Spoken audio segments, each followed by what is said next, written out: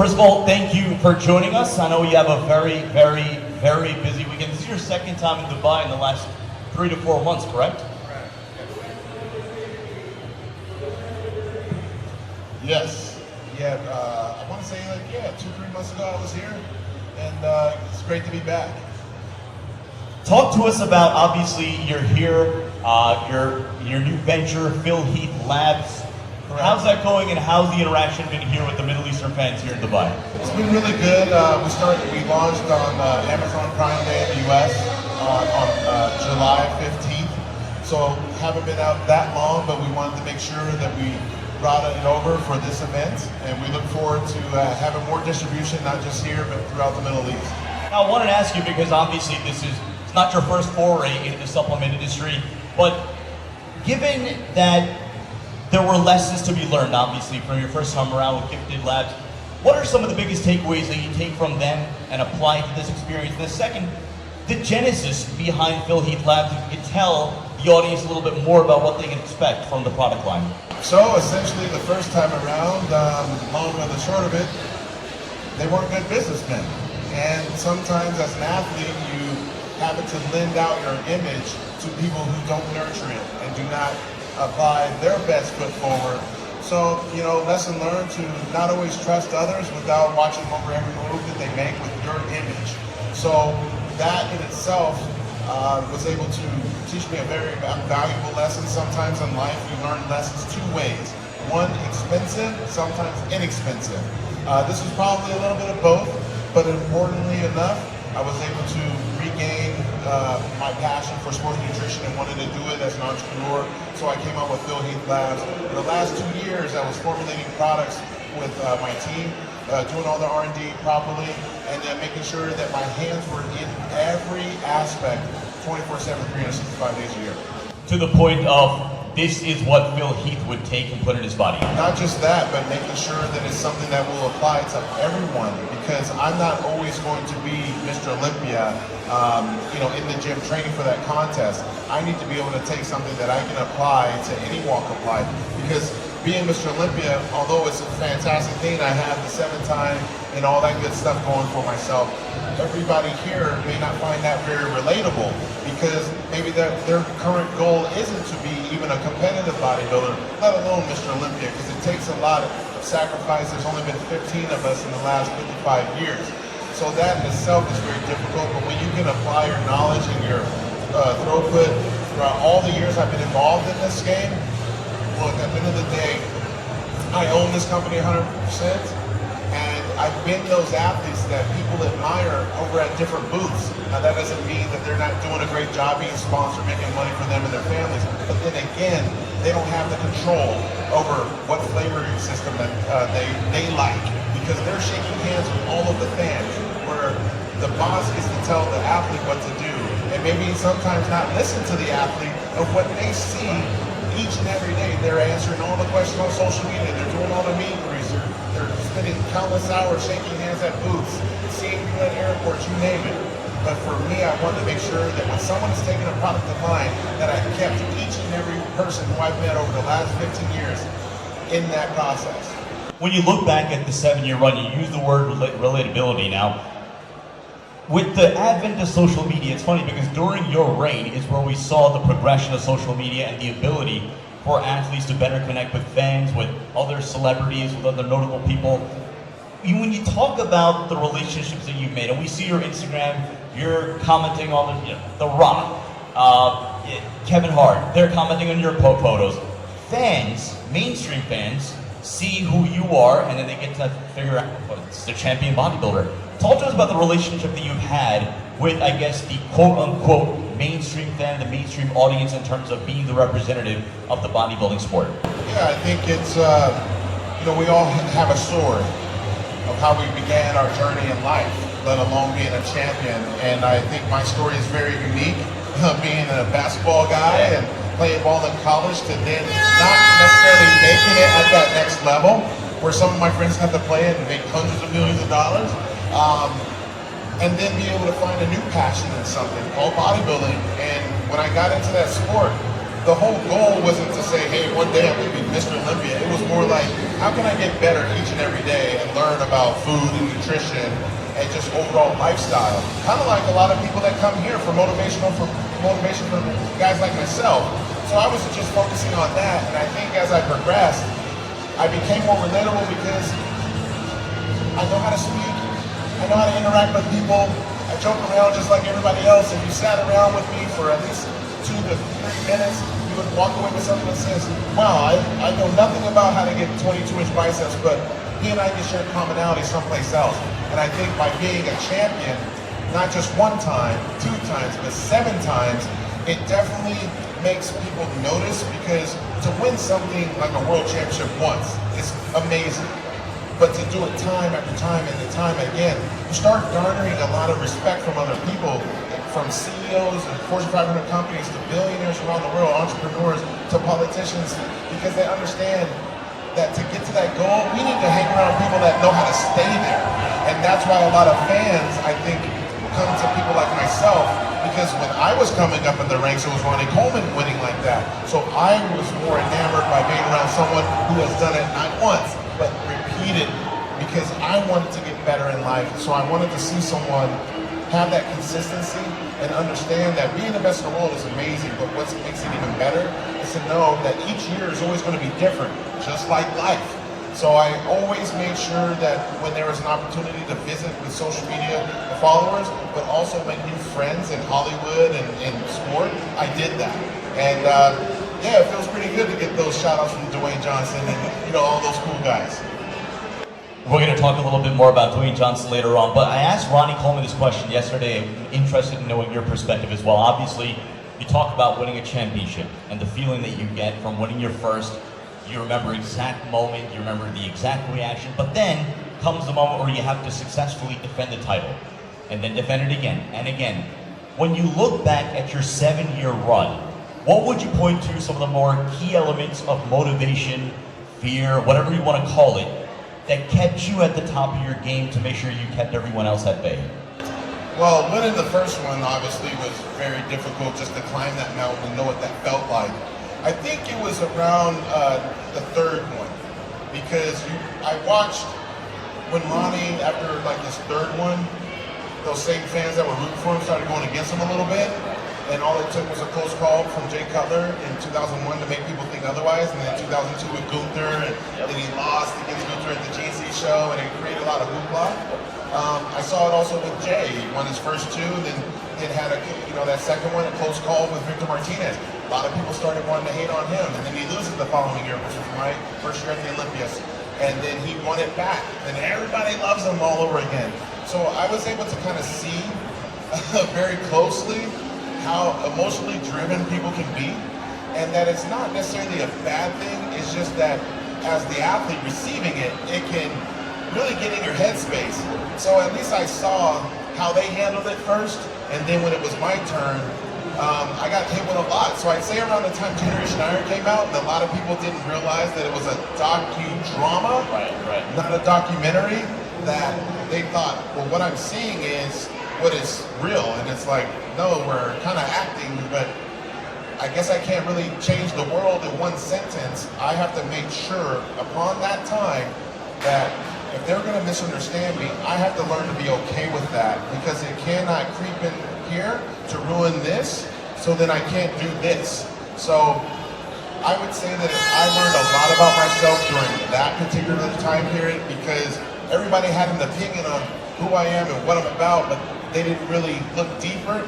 But I made sure I stayed focused, and I whooped a lot of ass on that bodybuilding stage, and I continued to do it to go to show other people that when you're out there and you're working really, really hard at something, you're going to have naysayers still, and you're going to have people that are going to hate on you still. You may have your best friend get upset because you got a promotion and he didn't, and he didn't even apply for the job, but you just got it, and now you got the new car or the house or the trip to Vegas with your wife, and but for me, I could not listen to any of that. I just had to focus on what makes me happy, and winning the Olympia was absolutely that. Your relationship with bodybuilding fans, and maybe it is a byproduct of the fact that society today, sports fans today, bodybuilding fans today, there is a resentment against success. And the fact that you won as much as you did, how much of that did you think play into it? And how much do you think, and let me ask you this, LeBron James did this, he cherished the role of the villain when he went to Miami. Was there any bit of you during the championship that said to yourself, you know what, if people are gonna see me as a villain, I'll be the villain? Let me ask by some crowd participation. Do you guys know who the Dream Killer is? Do you know who that is? Have you ever heard of the Dream Killer? Well, it's me. And around the time of 2013, after I won that contest, that following year, everybody really started coming after me hard, and I thought to myself, well, if they want a bad motherfucker, I'm gonna give them one, and I'm gonna be the baddest motherfucker in the room. And that pissed them more off. And I thought, see what you made me do? You made me go deeper, you made me go dark. I went to the dark side, right? I went to the depths of hell, and I walked out unscathed. And it was to also show people that, like I said before, you're gonna have these moments that people are they're gonna misunderstand you, and they're gonna say, you know what, I'm tired of seeing you win every freaking year. I fly over. I'm a Kai Green fan. I'm a Jay Cutler fan. I'm a Branch Morton fan. I'm tired of seeing your damn face on that podium like that, because they want to see something different.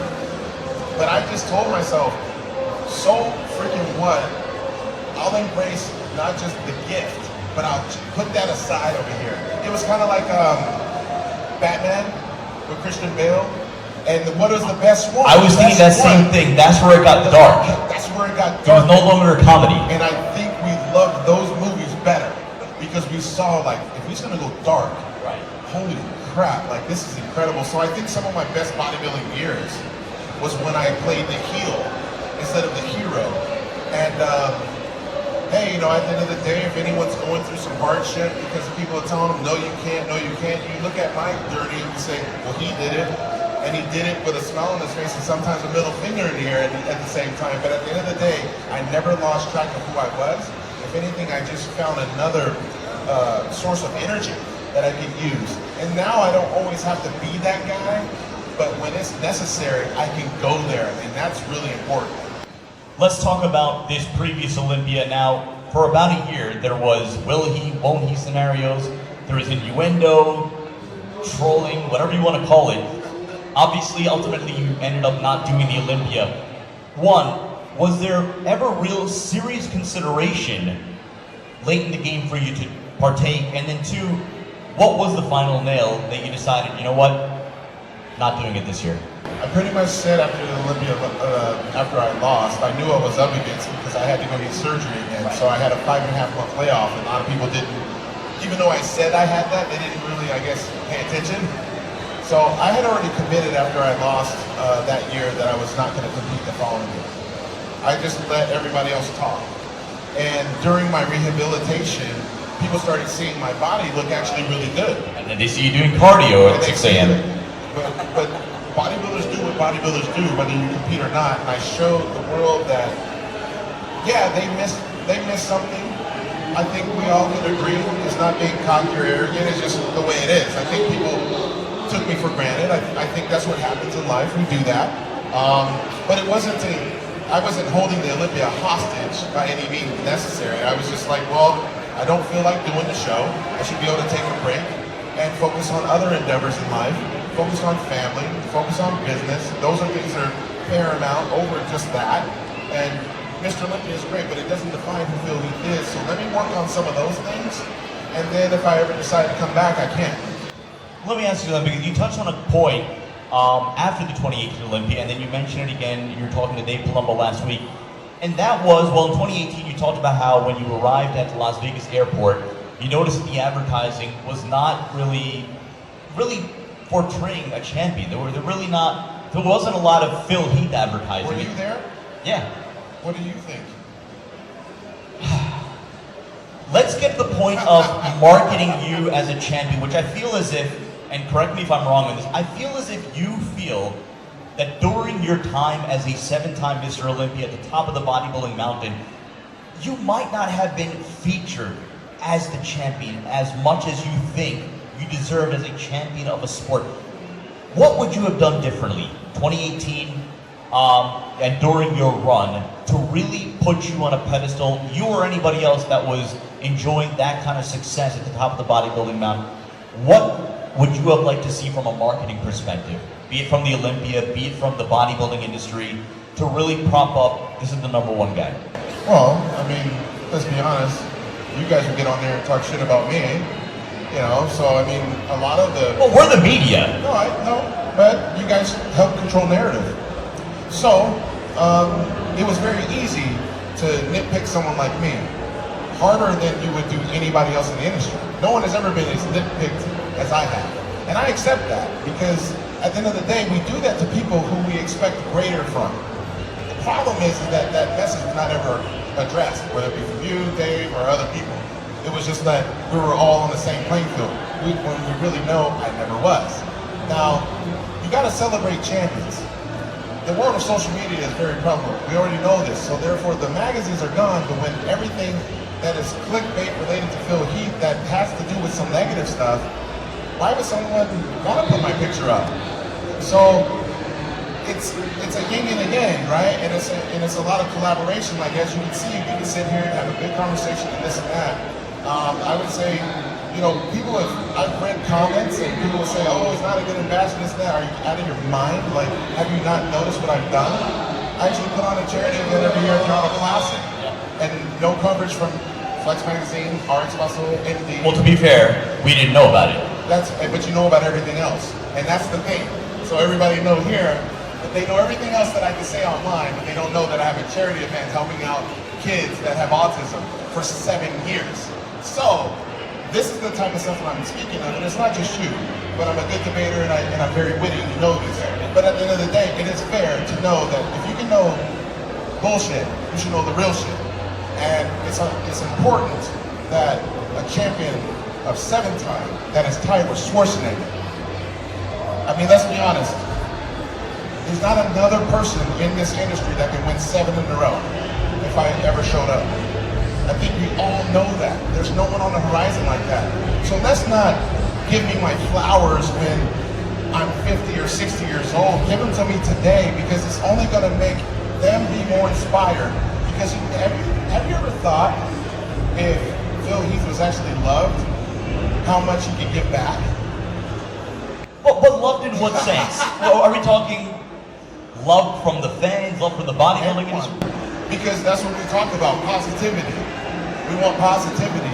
Now everybody wants me to do an Olympia, but to service them. But what about what I wanted? And that was the thing. So I think we're now all learning a valuable lesson of maturity. And all those times where people thought I was the immature one, I think they're realizing that when you point fingers at somebody, you got 3 pointing back at yourself. So it was very easy. I was a very easy target. I mean, we talked about this, you know, with Dave and stuff, and I think I was the most easiest target because I wasn't going to refute everybody, and I was okay with being the heel. I was okay being the anti-hero or whatever it was. But, you know, at the same time, I mean, I'm not going to sit here and dwell on things. I mean, I won 7 in a row. And for people that don't know, Arnold won 6 in a row, took time off, came back and won a 7. To win 7 in a row at something, it's very difficult, and I love to be able to share that with everybody because they're going through things in life that require a level of expertise, professionalism, and consistency, and all of those things combined. I definitely believe that, as you know, walking through Vegas, you would say, if this was any other athlete, if Jay Cutler had won 7 in a row, you would have saw things in the airport.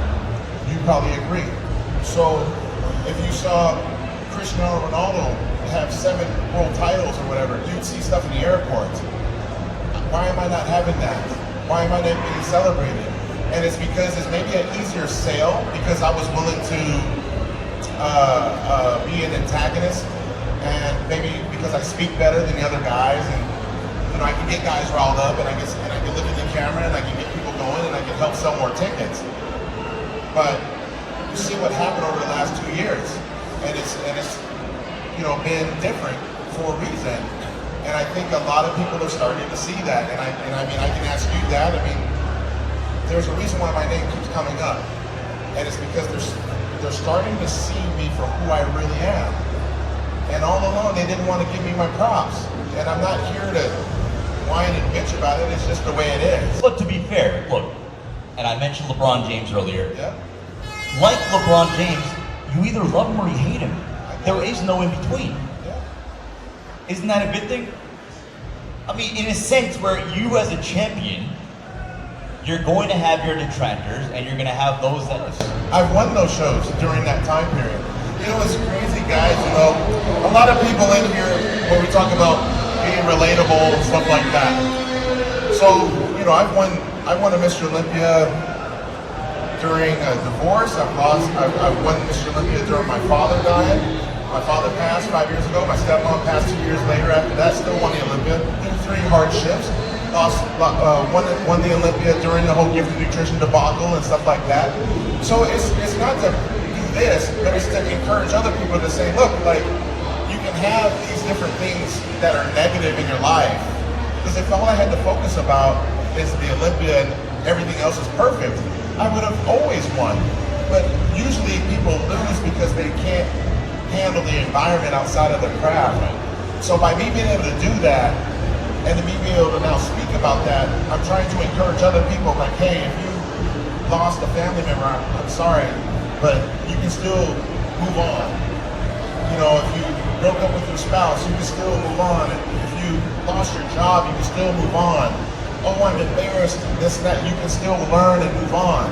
And those are the things that I feel like accompanying the 7 titles, it had more meaning to me, and now I think from what I see from a lot of the DMs and the emails, they're starting to kind of see like, wow, like you helped me.